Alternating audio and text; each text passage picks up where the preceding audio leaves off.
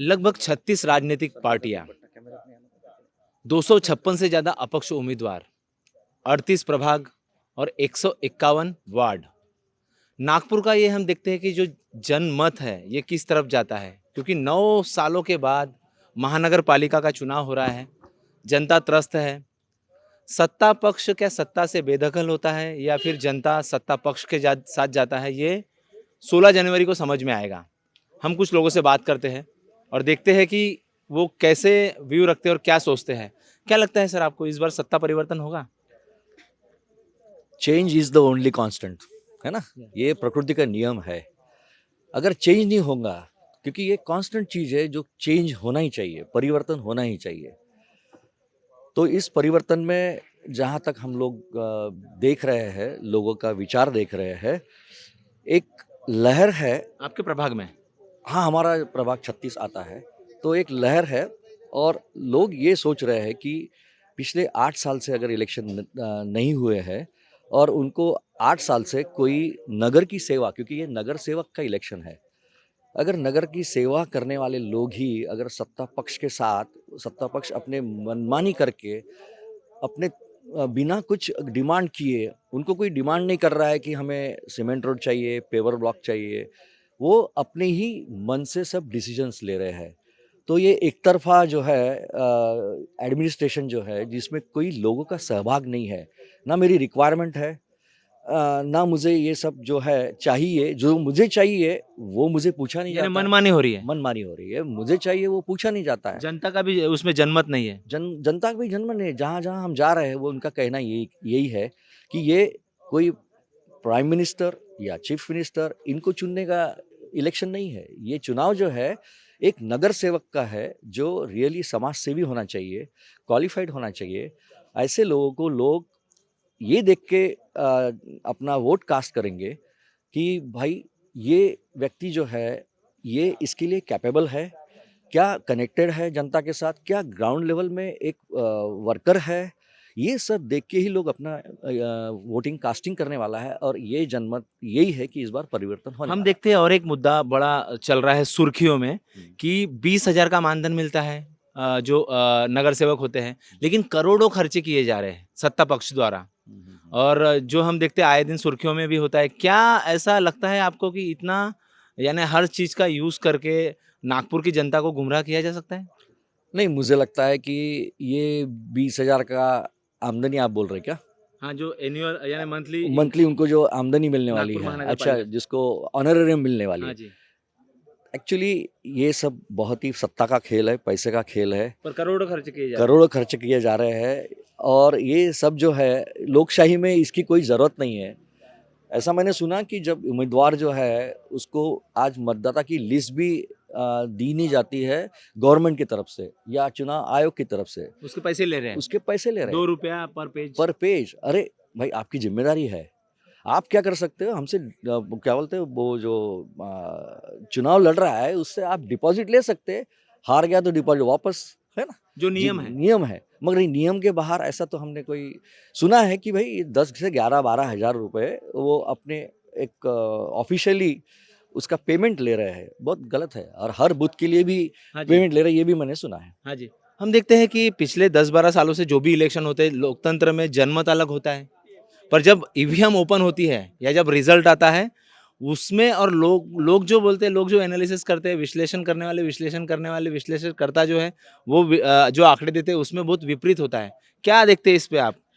मैं हर चुनाव में लोगों के पास जाता हूँ और किसी न किसी पार्टी, जो मैं जिस पार्टी को बिलोंग करता हूँ या जिन पार्टी को, सेकुलर मूवमेंट को खास तौर से, तो आप जो कह रहे हैं बिल्कुल सही बात है कि जब लोकसभा का चुनाव आया तब भी लोग ये कह रहे थे कि विकास ठाकरे जी चुन के आ रहे, लेकिन वो चुनाव में आपने रिजल्ट देखा। उसके बाद विधानसभा का इसी मतदार संघ का चुनाव आया, तो इस चुनाव में भी लोगों को लग रहा था कि प्रफुल्ल पाटिल चुन के आ रहे हैं, लेकिन जब और उन्होंने कोर्ट में भी केस डाला है कि यहाँ पे मत की चोरी हो गई।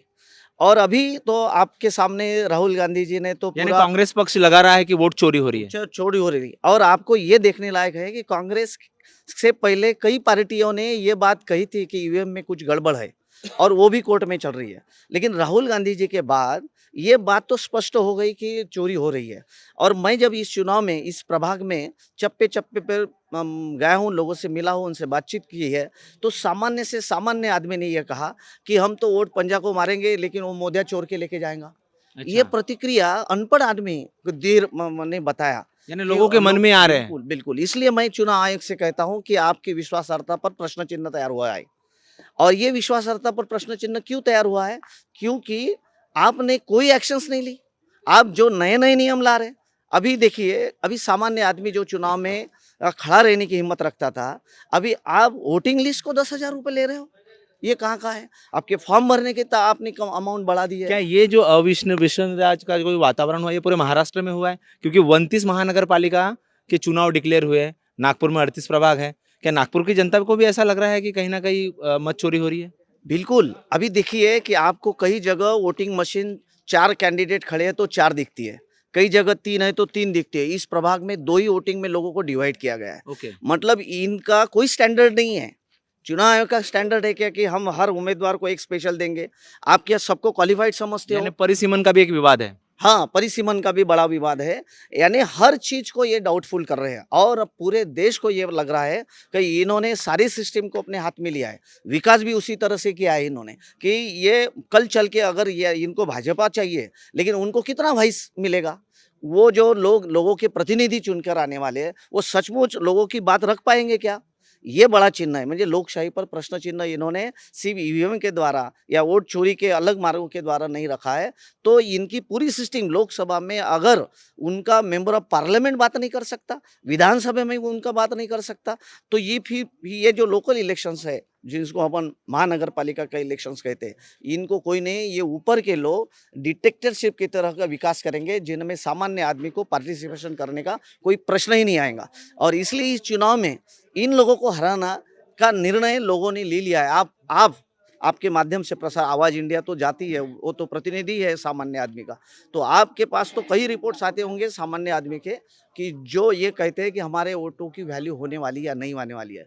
और मैं महाराष्ट्र के जो जो चुनाव के प्रमुख है, उनको रिक्वेस्ट, वो नागपुर में उन्होंने काम किया, उनको रिक्वेस्ट करता हूँ कि कम से कम चुनाव आयोग की जो विश्वासार्हता है, वो बढ़ाने के लिए वो कदम उठाए। भागामध्ये काँग्रेस पक्षाचे जे उमेदवार आहेत हे 36 हा प्रभाग 36 मध्ये जे उमेदवार आहेत ते चारही जण जे आहेत ते समाजामध्ये तळागाळात जाऊन काम करणारे लोकल कार्यकर्ता आहेत.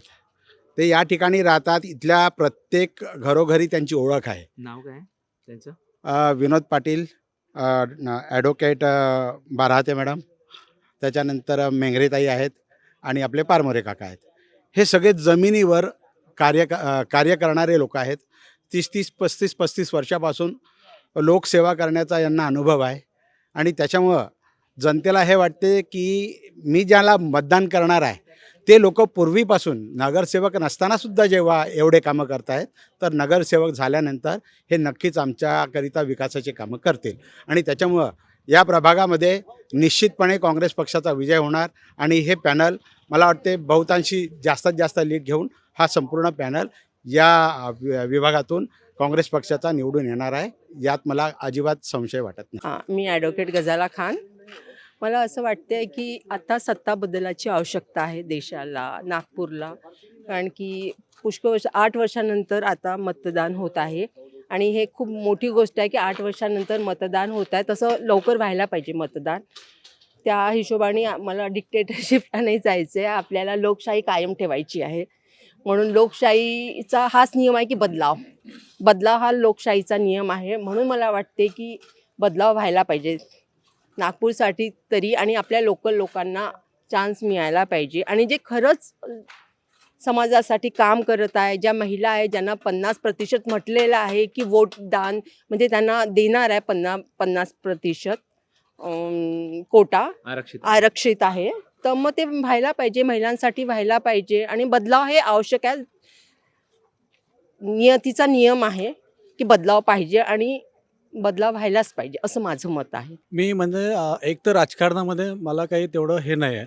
पण मला असं वाटते की मी एक कामगार क्षेत्रातला माणूस आहे, बरोबर आहे. ज्यावेळेस ती आता मी 15 तारखेला रिटायर होत आहे वयाचे 60 वर्ष कंप्लीट करून. मी महिंद्रा अँड महिंद्रामध्ये आहो, बरोबर आहे. पण त्यावेळीची जी परिस्थिती होती की कमीत कमी 2 वर्ष मी काम केल्यानंतर मला परमनंट होऊन मला नोकरी मिळाली होती आणि त्याच्यामध्ये माझा गुजारा होत होता. आज मी त्याच्यामुळे डेव्हलप झालो. पण आता या गव्हर्नमेंटने काय केलेलं आहे, विकास केला भारतात, खूप चांगली गोष्ट आहे. मला त्याच्याबद्दल नाही म्हणायचं आहे. फक्त मला एवढंच म्हणायचं आहे की जे आताची जी पिढी आहे, आज त्या लाखो आहे, हजारो आहे, तुम्ही रोजगार देऊन राहिले, पण 15,000 पगार, 16,000 पगार, परमनंटची काही गॅरंटी नाही आहे. आज त्या मुलांनी काय करायला पाहिजे? वयाचे 25-25, 30-30 वर्ष होऊन राहिले, चांगल्या इंजिनियर लोकांना मुली भेटत नाही. यांना आणि यांना कोण देणार आहे? काही स्थैर्यच नाही आहे. म्हणजे जॉब तुम्ही खूप म्हणजे दिंडोरा पिटत आहे, आम्ही रोजगार दिले, पण कसल्या पद्धतीचे दिले? फक्त काम कर, 2 वर्ष 24 महिने काम कर, घरी जा, 16 ते 20,000 पगार घे. खूप त्याला चांगले चांगले नाव दिले त्यांनी, स्किल इंडिया काय, अजून काय. तर हा बदल, हे बदल व्हायला पाहिजे, मला ते म्हणायचं आहे. राजकारण कुठलंही असो, लीडर कुठलंही असो, कारण कामगार क्षेत्रातला जो विकास व्हायला पाहिजे तो अजून होत नाही आणि तो आता अजून मागे येत आहे. आमच्या वेळेस तरी आता बरेचसे लोक आता हे लीडर राहिलेले आहेत. तर मला तेच म्हणणं आहे, सरकार कुठलीही हो, पण सर्वसामान्य जनतेचा जो विचार व्हायला पाहिजे, ते म्हणतो ना आपण अन्न वस्त्र निवारा, त्याच्याकडे कोणी लक्ष नाही देऊन राहिलं. खूप मोठ्या प्रमाणात लोक लक्ष देत आहेत. मला एवढंच म्हणायचं आहे की रोजगार पण कमीत कमी त्याचा व्हायला पाहिजे त्याच्यामध्ये, हा असा व्हायला पाहिजे. नाही तर आज इंडियामध्ये रोजगार मिळत आहे, पण 16,000 20,000च्या वर पगार नाही आहेत त्यांना. आज इंडस्ट्रीजमध्ये ही कंडिशन आहे. इंडस्ट्रियल इंजिनिअरिंग म्हणजे ITI बंद होऊन राहिले, बरोबर आहे. त्याच्यानंतर डिप्लोमावाले लोक, क्या सरकारचं दुर्लक्ष आहे या सर्व बाबीबद्दल? दुर्लक्ष नाही आहे, पण जी पॉलिसी जी आहे ना, दुर्लक्ष. रोजगार देत आहे ना, रोजगार खूप आहे भारतामध्ये, देत आहे, पण तो कसा आहे की त्याच्यामुळे त्याचा विकास नाही होऊन राहिला. म्हणजे जो काम करतो त्याचा विकास नहीं होऊन राहिला, उद्योगपती लोकांचा विकास होत आहे. बस एवढंच बोलणं आहे मला, बाकी काही नाही. सत्ता का नियम ही है कि वो परिवर्तित होती है और जनता ही लोकतंत्र में पावरफुल होती है. हम एक कोशिश कर रहे थे जनमत लेने की, क्योंकि लोकतंत्र में हर सिटीजन्स ऑफ इंडिया का और हर मतदार का जनमत ही काफ़ी महत्वपूर्ण होता है. और हम एक कोशिश कर रहे थे नागपुर में जो भी 38 प्रभाग हैं टोटल, उसमें से हम यहाँ पर जब हम देख रहे हैं 36वें नंबर के प्रभाग में जब हम आते हैं तो यहाँ के लोगों की जो साधारण समस्या है उसको आकलन करने की और उसको समझने की कोशिश करते हैं.